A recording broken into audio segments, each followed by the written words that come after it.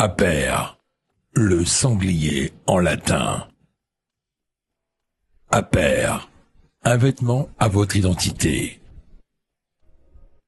Avec Aper, sortez des marques woke.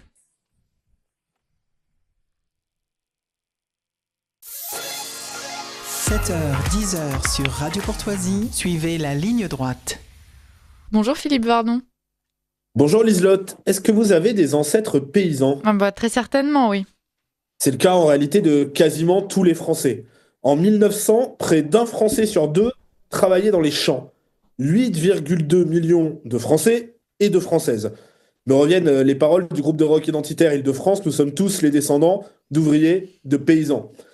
Alors bien sûr, ensuite, l'exode rural, puis cette maudite grande guerre, sont allés mourir dans les tranchées aristocrates et paysans, les meilleurs et plus valeureux fils du pays. Je pense que chacun a en tête des lettres de Poilu ou encore le personnage de Manek, paysan des Landes, dans le magnifique film Un long dimanche de fiançailles.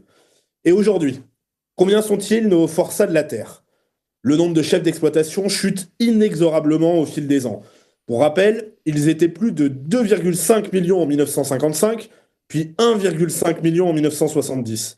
Ils étaient encore 605 000 au début de notre siècle, plus que 496 000 désormais, selon les chiffres du dernier recensement agricole de 2020.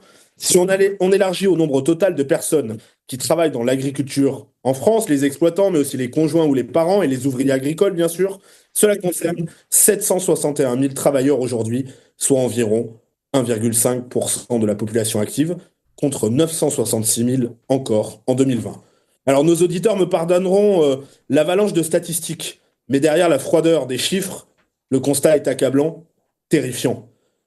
Parmi ceux-ci, environ 43% des exploitants ont plus de 55 ans.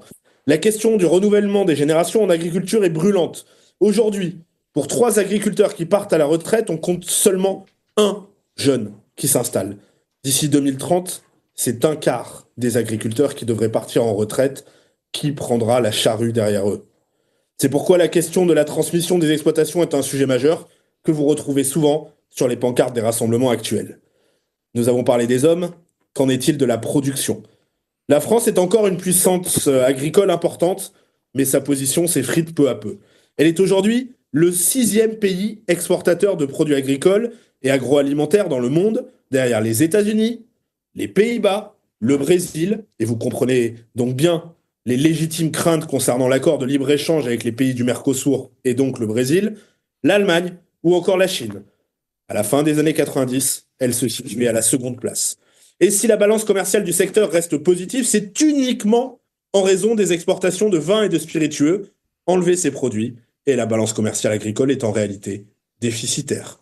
Pour le dire plus clairement, 60% des fruits consommés en France sont importés. Près de la moitié aussi du poulet. En l'espace de 10 ans, 100 000 fermes ont disparu. Dans les 10 ans qui viennent, 100 000 autres pourraient disparaître. C'est en réalité le plus grand plan social jamais vu.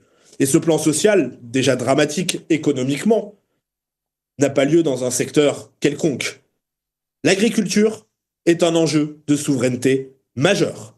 Avec le Covid, la France a vu sa perte de souveraineté industrielle, manufacturière, se trouvant incapable de produire des respirateurs et même de fabriquer des masques. Notre pays a aussi vu ce qu'il en coûtait de délocaliser la fabrication de ces médicaments.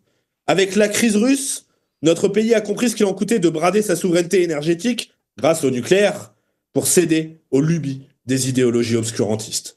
Voulons-nous, demain, connaître une crise de la souveraineté alimentaire ? Voulons-nous être nourris par des pays étrangers, c'est-à-dire prendre le risque de voir un jour l'approvisionnement cesser ?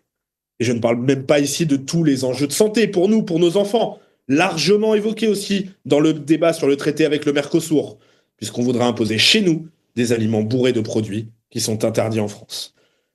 Je vais le dire brutalement, et la question vaut en bien des domaines. Voulons-nous définitivement devenir une colonie ou rester un peuple libre ?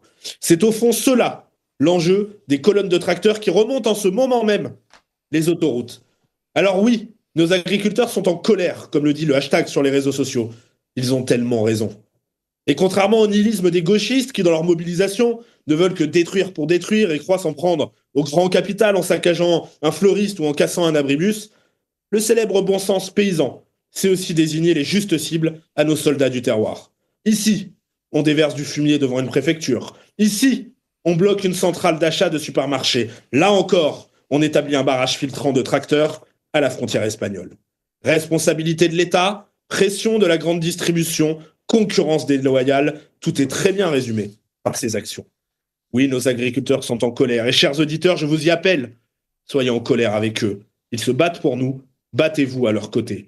Ils viennent faire résonner à nos oreilles les mots de François de Charette. Pour eux, la patrie semble n'être qu'une idée. Pour nous, elle est une terre. Ils l'ont dans le cerveau. Nous l'avons sous les pieds. Regardez-les, ces hommes, ces femmes.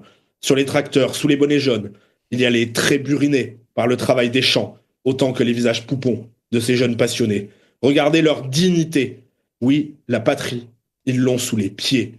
Oui, leur jacquerie vient nous rappeler que notre peuple vit, qu'il veut rester libre, qu'il peut encore porter notre vieux nom de franc. Voyez la révolte des paysans de France qui viennent nous dire de tous les ronds-points et de toutes les préfectures du pays que s'il est déjà très tard, il n'est pas encore trop tard.